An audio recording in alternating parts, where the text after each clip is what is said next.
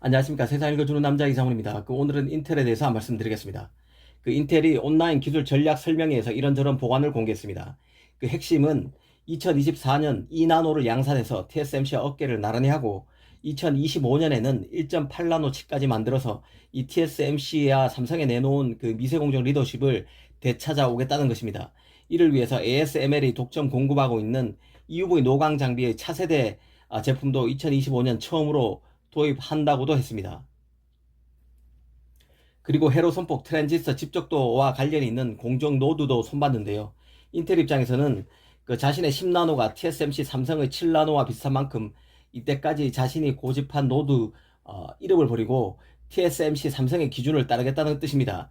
인텔 입장에서는 가뜩이나 미세 공정의 진척이 더딘 상황에서 이 자신이 부르는 노드 명칭도 TSMC 삼성 기준보다 더 깐깐해서 불이익을 자청하는 꼴이기 때문에 이를 바로잡겠다는 의지를 구체화한 것으로 볼 수 있습니다. 이 공정 노드 이름만 바꿔도 인텔로서는 TSMC와 삼성과의 기술력 격차가 크게 줄어드는 효과가 생깁니다. 가령 인텔의 현재 10나노 슈퍼핀 공정은 7나노로 바꿉니다. 또 기존의 인텔 7나노는 4나노로, 그리고 7나노 플러스 공정은 3나노로 각각 바꾼다고 밝혔습니다.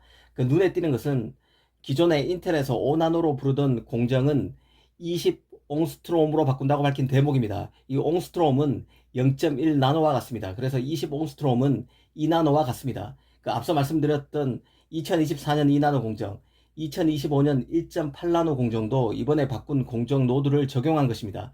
이 파운드리 재진출을 선언한 마당에 미세 공정을 구현하는 인류 팹리스에 적극 어필하겠다는 뜻을 보인 것으로 받아들여집니다. 이런 점을 천천히 짚어드리겠습니다. 일단 펩 겔싱은 인텔이 이대로 물러서지는 않을 것이라는 점을 분명히 한 것으로 볼 수 있습니다. 미세 공정에서 지금은 뒤진다고 하지만 이번에 세세한 공정 로드맵을 밝힘으로써 인텔이 살아있다는 것을 드러내고 싶었을 것입니다. 하지만 문제는 이번에 밝힌 로드맵이 실제 가능하느냐 여부인데요. 사실 인텔의 현재 상황만 보면 이런 로드맵은 쉽지 않습니다. 이번 실적 컨퍼런스 콜에서 인텔은 이번 2분기가 돼서야 겨우 10나노 웨이퍼의 생산량이 14나노 웨이퍼보다 많다고 밝혔을 정도입니다. 하지만 여전히 10나노 칩 수율도 좋지 않습니다. 그래서 인텔의 다음 서버용 CPU로 10나노 슈퍼핀 공정을 활용하는 사파이어 래피드 제휴 CPU도 내년 상반기에나 양산이 예상됩니다. 10나노 슈퍼핀 공정이면 이번에 공정 노드 이름 변경에 따라서 7나노로 바뀝니다. TSMC 삼성의 7나노 수준과 같다는 얘기입니다. 이 공정 노드만 보면 이미 5나노를 하고 있는 삼성 TSMC보다 뒤지는 상황입니다. 이 사파이어 래피드 제휴 CPU에서 보듯 미세 공정 진척도 계획보다 지금 더딘 상황입니다.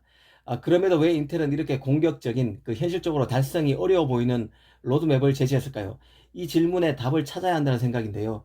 이 개인적으로는 인텔이 TSMC로부터 능력 있는 사람을 빼오겠다는 뜻을 우회적으로 시사한 것으로 봅니다. 이미 어느 정도 가능했을지도 모르겠습니다.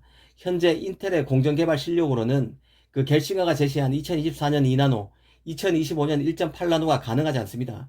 지금 10나노 슈퍼핀 공정, 바꾼 노드를 적용하면 7나노 공정 수율도 이 생각만큼 나오지 않아서 고민하고 있는 인텔이 이 3년 만에 2나노를 양산한다는 것은 현실적으로 힘들어 보입니다. 현재 인력 풀로는 어려울 수 있다는 얘기인데요. 결국 실력파 엔지니어를 외부에서 수혈해야 가능합니다. 이 타깃은 결국 TSMC일 가능성이 높습니다.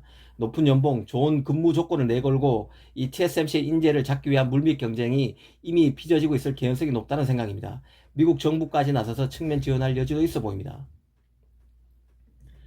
이번 발표에서 2025년 차세대 EUV 장비를 ASML로부터 가장 먼저 도입하겠다는 것이나 퀄컴이나 아마존을 고객으로 확보했다는 내용 등은 사실 지금 시점의 일이 아닙니다.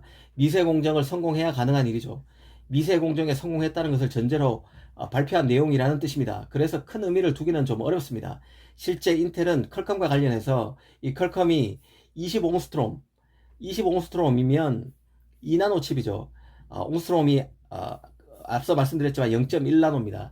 이 2나노 칩 제조 공정을 활용할 예정이라고 했습니다. 이 삼성 TSMC로 치면 2나노인데요. 이 7나노도 수율 때문에 힘든 인텔이 2나노에 성공할지 못할지는 더 두고 봐야 합니다. 만약 이게 어려워진다면 이 퀄컴이 첫 고객이 될 것이란 발표도 공수표로 끝날 수밖에 없습니다. 인텔의 발표를 정리해보면 인텔이 강한 자신감과 의욕을 보였다는 점은 확실합니다. 사실 2025년 미세 공정에서 1위에 오르겠다는 내용은 지난 3월 겔싱어가 공식 취임 한 달 만에 내놓은 발표 당시에도 있었던 내용입니다. 이번에는 그 목표를 위한 세부 일정을 밝힌 것으로 보면 될 것 같습니다. 인텔의 목표는 확실히 원대함을 보였습니다. 문제는 실제 달성할 수 있느냐 여부인데요. 인텔의 행보를 지켜볼 필요가 있어 보입니다. 확실한 것은 지금까지 인텔의 행보로는 오늘 밝힌 로드맵을 달성하기가 쉽지 않을 것이란 점입니다. 감사합니다.